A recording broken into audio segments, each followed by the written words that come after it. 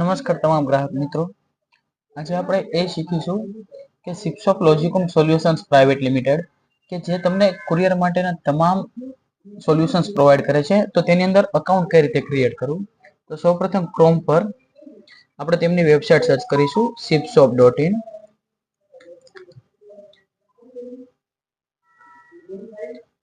ત્યારબાદ અહીંયા રજીસ્ટર પર આપણે ક્લિક કરીશું.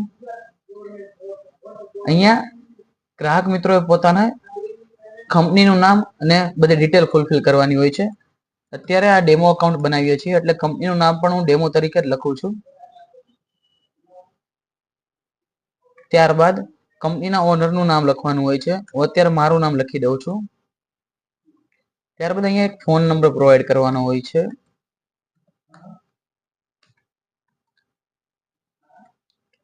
અને પછી જે તમારું રજીસ્ટર મેલ છે, મેલ એડ્રેસ તે તમારે લખવાનું હોય છે.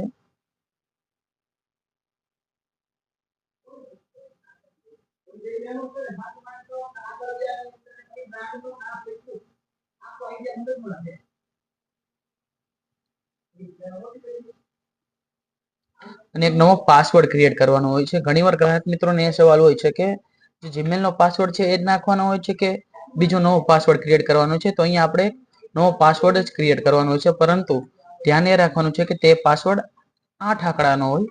ત્યાર પછી આપણે રજીસ્ટર પર જેવું ક્લિક કરીશું એટલે તમે જે આ મેલ આઈડી અહીંયા પ્રોવાઈડ કરેલી છે તેના પર એક વેરિફિકેશન માટે એક મેલ આવેલો છે. આપણે તેને ઓપન કરીને આપણે આપણી આઈડી વેરીફાઈ કરી લઈશું.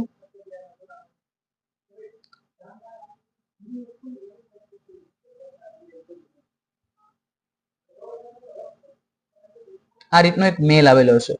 આ મેલની અંદર તમારા આઈડી અને પાસવર્ડ પણ અહીંયા પ્રોવાઈડ કરવામાં તમને આવે છે. તો તમે આ મેલને સ્ટાર પણ કરી શકો છો.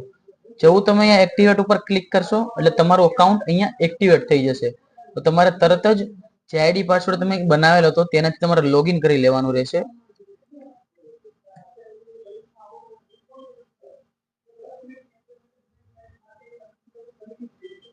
તમે જેવું લોગિન કરશો એટલે તમને આ રીતનો એક ઇન્ટરફેસ જોવા મળશે.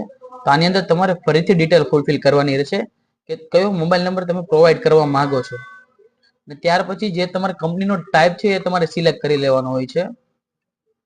અને ત્યારબાદ તમારી જે કંપનીનો લોગો છે તે અહીંયા અપલોડ કરવાનો છે, પરંતુ ધ્યાન એ રાખવાનું છે કે લોગો 100 KB ની અંદર જ હોય.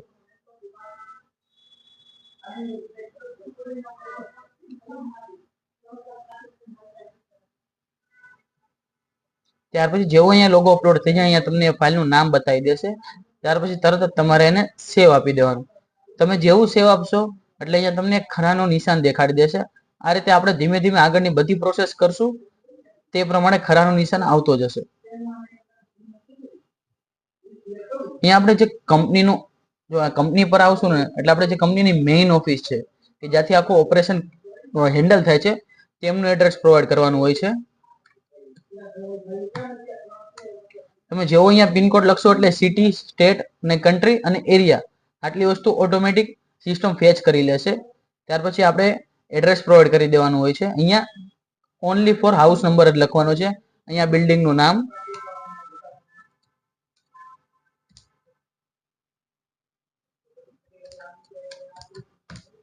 અહીંયા લેન્ડમાર્ક તરીકે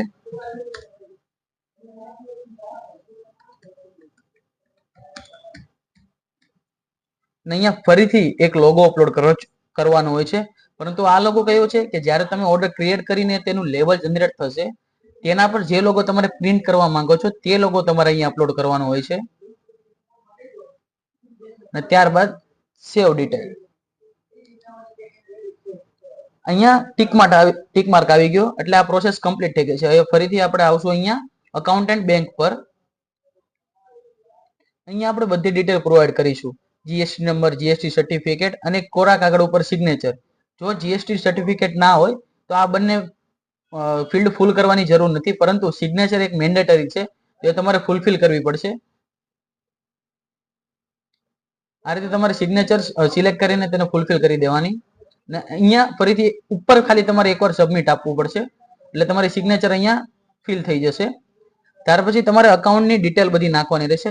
બેંક અકાઉન્ટની ડિટેલ, અહીંયા અકાઉન્ટ હોલ્ડરનું નેમ, ત્યાર પછી જે અકાઉન્ટનો ટાઈપ છે તે, અકાઉન્ટ નંબર, ને આઈએફએસસી કોડ. આઈએફએસસી કોડમાં જેવો તમે અહીંયા આઈએફએસસી કોડ નાખશો એટલે તરત જ તમારું બેંક અકાઉન્ટ અને બેંકની જે બ્રાન્ચ છે તે ફેચ થઈને આવી જશે. અહીંયા તમારે ક્લિક કરવાનું is this your default bank પર એકવાર તમારે પ્રાઇમરી એકાઉન્ટ તરીકે આને સિલેક્ટ કરવું પડશે. ત્યાર પછી અહીંયા તમારે કેન્સલ ચેકનો ફોટો અપલોડ કરવાનો છે.